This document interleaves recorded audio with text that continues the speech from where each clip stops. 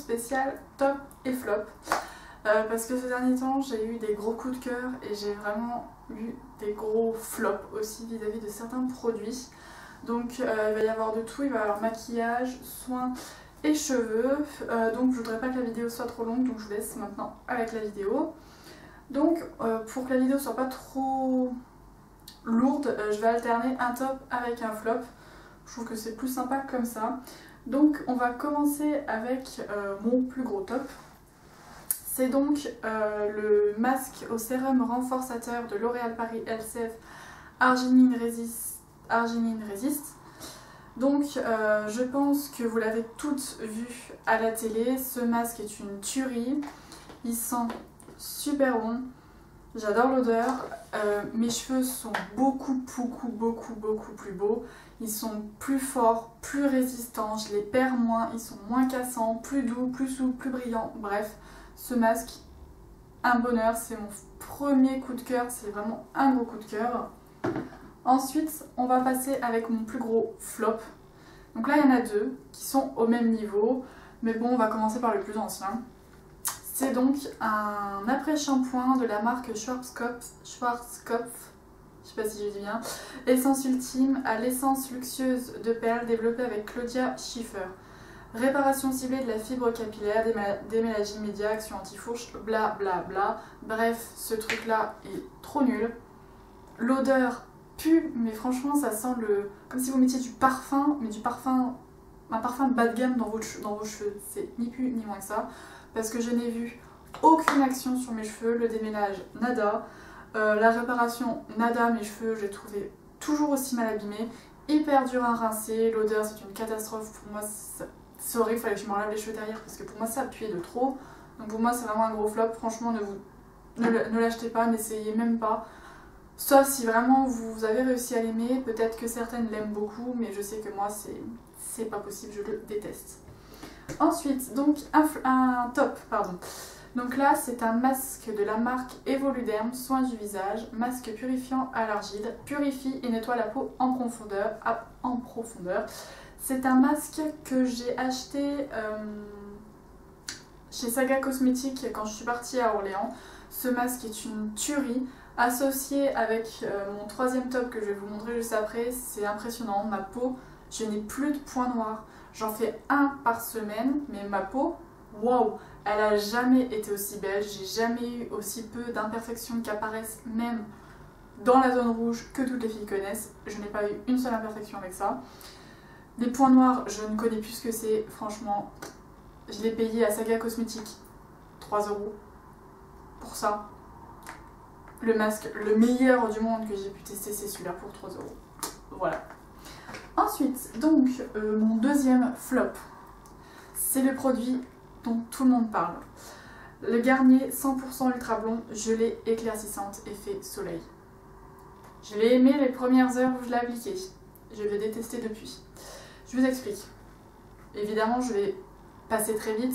Je vous ferai un article plus détaillé sur le blog ou si vous souhaitez carrément que je fasse une vidéo de pourquoi moi je déteste ce produit-là, je vous la ferai sans aucun problème.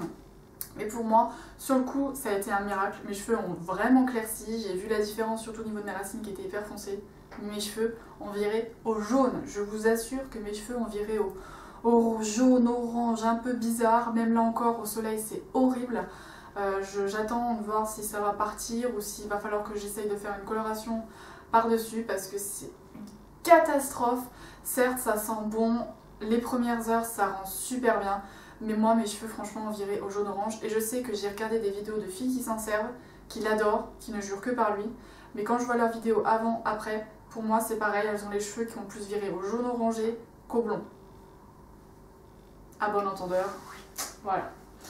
Ensuite, donc, mon troisième top. C'est un masque, un gommage de chez Kiko. Le gommage purifiant et lissant. Une tuerie. Le grain est fin, mais ça agresse pas la peau, ça la purifie, ça la nettoie, ça lisse, oui, parce que c'est vrai que je le sens. Après, je trouve que ma peau est plus lisse et plus douce. Associé avec le masque Evoluderm, waouh, plus un point noir. Mon troisième flop, je vous en ai déjà parlé, C'est le 3D Instant Volume Lip Gloss Brillant à Lèvres de Kiko qui se présente comme ceci. Je m'en sers de temps en temps, mais vraiment parce que j'ai pas trop de gloss et que bon, bah, de temps en temps j'aime bien appliquer un peu de gloss, mais alors au bout d'une demi-heure, l'effet froid l'effet froid mentholé sur les lèvres, ça m'insupporte, mais je crois que j'ai jamais connu un gloss aussi collant.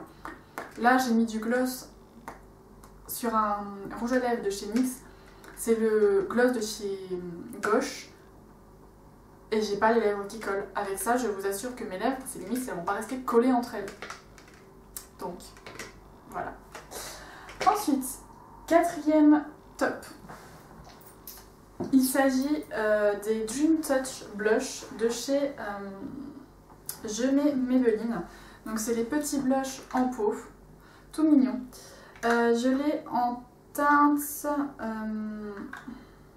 donc je n'ai pas la teinte dessus, donc au cas où je la mettrai en barre d'infos si j'ai pu la retrouver, mais c'est un genre de pêche corail tout bas. Ah, évidemment il y a du soleil, donc je sais pas si vous allez voir, trop beau. La tenue est pas forcément des meilleures, mais en poudrant très légèrement avec un blush de la couleur similaire au blush, super, j'adore le rendu crémeux, j'aime beaucoup, et pourtant je suis pas une grande fan des blushs en crème, mais celui-là je le trouve vraiment top.